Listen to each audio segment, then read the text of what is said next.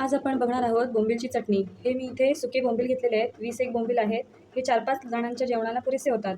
तर इथे पहिल्यांदा मी हे असं डोकं काढून घेणार आहे। ह्याचे पीस करायचे आहेत, 2 किंवा 3 पीस करायचे आणि शेपटी काढायची आहे।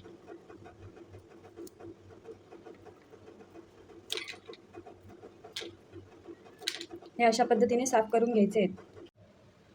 ह्याच्यात बोंबील साफ करून झालेत, आता पाणी ओतूया। हे भिजत घालायचे आहेत 15 ते 20 मिनिटं। इथे बघू शकताय मी बोंबील हे स्वच्छ धुवून घेतलेले आहेत, भिजत घातले होते। भिजत घातल्यामुळे काय होतं, त्याचे पंख वगैरे किंवा जी आतली पोटातली घाण असते ती व्यवस्थित साफ करता येते। तर हे आता मी स्वच्छ धुवून घेतलेत। आता बघूया ह्याच्यासाठी लागणारं साहित्य। आता हा एक मोठा बारीक चिरलेला कांदा, आलं लसूण पेस्ट, चिरलेली कोथिंबीर, चेचलेली लसूण 5-6 पाकळ्या, 2 आमसुलं आणि एक छोटा टॉमॅटो चिरून घेतलेला आहे। आणि हे आहे 1 चमचा तिखट, पाव चमचा हळद, पाव चमचा गरम मसाला आणि अर्धा चमचा मीठ, म्हणजे चवीनुसार आपण मीठ आणि तिखट घालायचं आहे। तर आता भांडं गरम झालेलं आहे, तेल घालायचं आहे थोडंसं। तेल चांगलं तापलं आहे, त्यामध्ये पहिल्यांदा घालायची लसूण।